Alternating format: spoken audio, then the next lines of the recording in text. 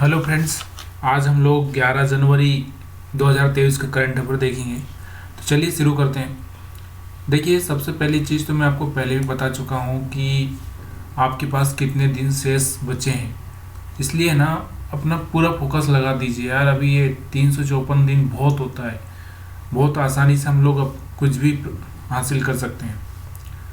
तो हमारा जो आज का जो पहला प्रश्न है वो प्रश्न आपके सामने है, और इसमें मैं क्या बोल रहा हूँ कि हाल ही में किसे अवार्ड फॉर ग्लोबल लीडरशिप से सम्मानित किया जाएगा।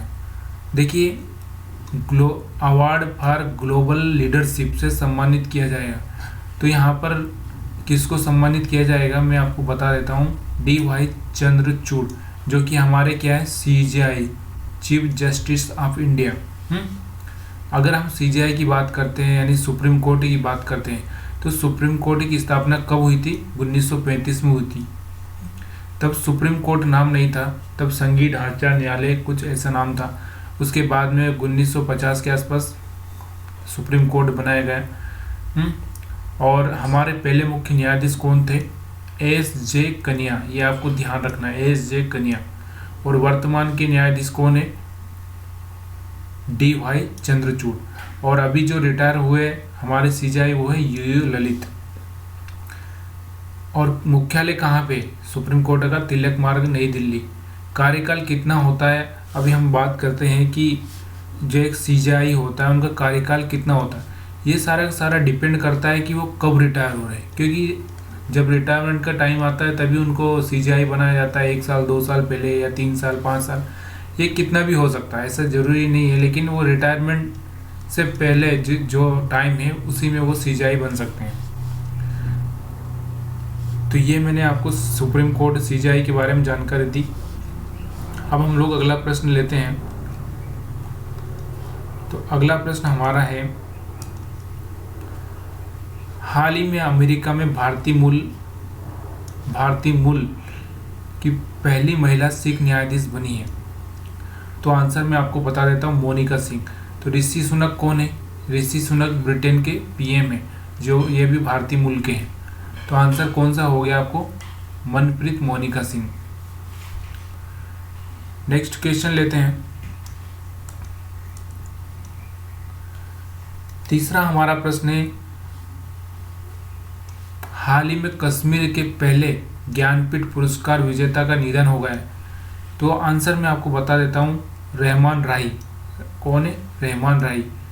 अब ज्ञानपीठ पुरस्कार मिलता किस क्षेत्र में है और क्या होता है ज्ञानपीठ पुरस्कार के बारे में, तो मैं बता देता हूँ। 1961 में इसकी स्थापना की गई थी। किस क्षेत्र में मिलता है? साहित्यिक क्षेत्र में। साहित्यिक क्षेत्र में मिलता है। और ये जो भी हमारे देश की 22 मान्यता प्राप्त भाषा है उसमें सर्वश्रेष्ठ रचना के लिए इसको दिया जाता है।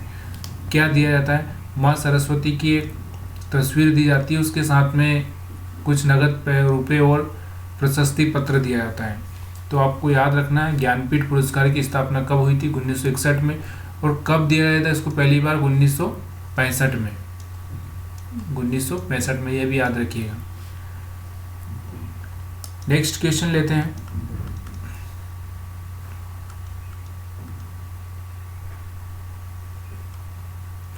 नेक्स्ट क्वेश्चन हमारा, हाल ही में कौन सा राज्य देश का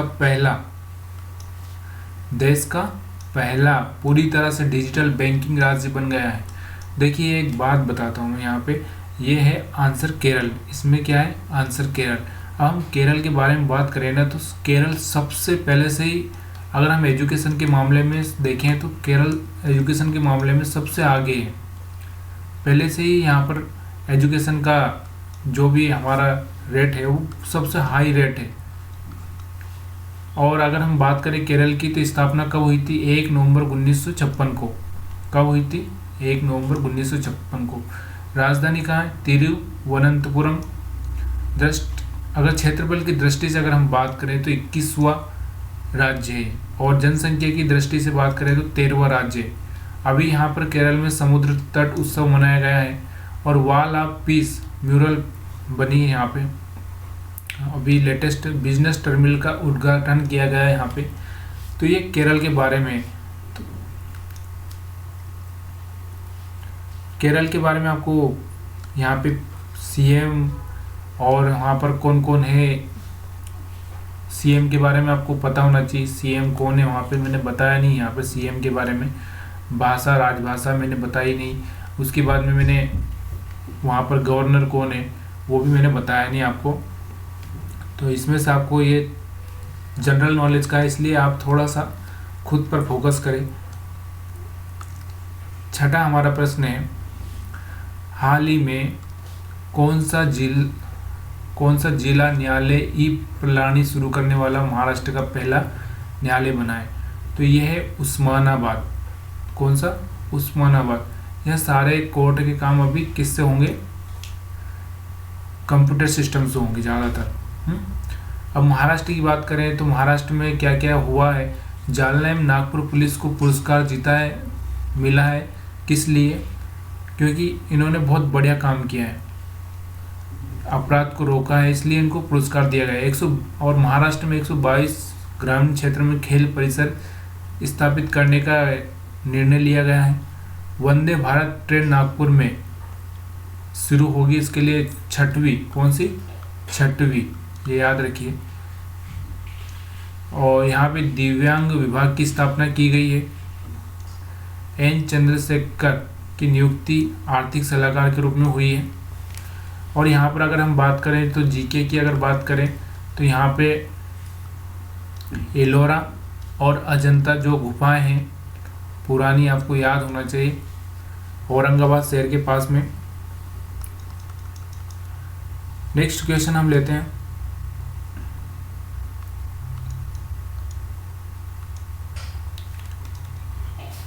छठा हमारा प्रश्न है, आप देख सकते हैं कि यूपी ग्लोबल सिटी अभियान कितने नगरीय निकायों में लागू किया जाए? देखिए G20 जो होने वाला है वो कहाँ पर होने वाला है? वाराणसी में होने वाला है। तो यहाँ पर अभी से तैयारी कर दी, साफ सफाई रखना, सारी चीज़ें, पेड़ पौधे लगाना, हरा भरा बनाना, सारी तैयारी अभी से शुरू कर दिया। अभी कितने नगरीय निकायों में होगा? तो ये 762, कितने? 762 नगरीय निकायों में होगा। यूपी के बारे में आपको पता होना चाहिए, यूपी के मुख्यमंत्री कौन है, वहाँ पर क्या क्या ऐतिहासिक चीज़ें है, आपको सारी डिटेल यूपी के बारे में पता होना चाहिए। अगर नहीं पता है तो मैं नेक्स्ट वीडियो में पूरा जीके कवर करूँगा, आपको थोड़ा वेट करिए।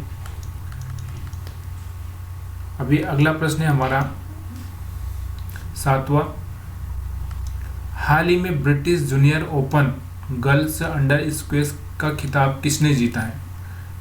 तो यहाँ पर मैथिली ठाकुर मैंने लिखा है क्योंकि ये बिहार की आइकन है, चुनाव आयोग ने इनको आइकन घोषित किया है। तो ये आंसर होगा अनाहत सिंह। अनाहत सिंह ने जीता है। किसने? अनाहत सिंह ने। और किसको हरा है? सोहेल हजम को हरा है। तो ये याद होना चाहिए आपको।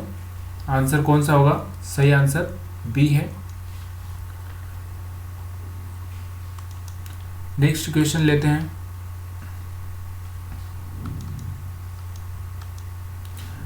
अगला हमारा जो प्रश्न है, हाल ही में न्यूयॉर्क फिल्म क्रिटिक्स सर्कल में सर्वश्रेष्ठ निर्देशक का पुरस्कार किसने जीता है? देखिए यहाँ पर सारे निर्देशक हैं, इसमें से आपको सही आंसर चुनना है। तो सही आंसर कौन सा होगा? एस राजमौली। किसके लिए मिला है इनको? कौन सी फिल्मों के लिए मिला है? RR, याद रखिएगा।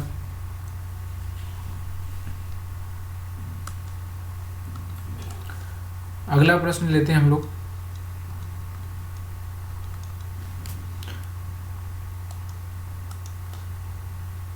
अगला प्रश्न है हमारा, हाल ही में अंतर्राष्ट्रीय पतंग महोत्सव कहाँ शुरू किया गया? देखिए पतंग महोत्सव अगर हम बात करें इंदौर की, तो इंदौर में कौन सा उत्सव चल रहा है इस टाइम में? प्रवासी भारतीय सम्मेलन चल रहा है। और दिल्ली में अभी कौन सा उत्सव मनाया गया है, आपको पता होना चाहिए, जरूर कमेंट करके बताइए। तो ये अगर आंसर बात करें तो हम लोग, ये होगा अहमदाबाद। आंसर कौन सा होगा? सी, अहमदाबाद। अहमदाबाद में चल रहा है ये महोत्सव। नेक्स्ट क्वेश्चन लेते हैं।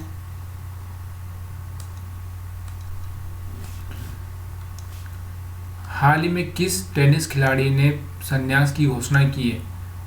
पीवी सिंधु, प्राणेश या मिर्जा?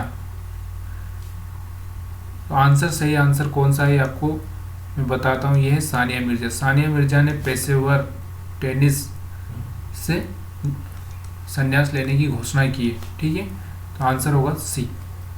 सानिया मिर्जा के बारे में आपको अच्छे से पता होगा, नहीं पता है तो आप थोड़ा सा डिटेल जानने की कोशिश न करते हो, थोड़ा सा जान लीजिए ताकि आपको आगे कभी भी एग्जाम में थोड़ा बहुत ऊपर नीचे थोड़ा सा उसी से रिलेटेड पूछा जाता है। तो ये हमारे 10 प्रश्न थे और आज के लिए इतना ही। तो दोस्तों वीडियो अगर आपको कुछ लगा हो, कमेंट हो तो आप ज़रूर करिए, ताकि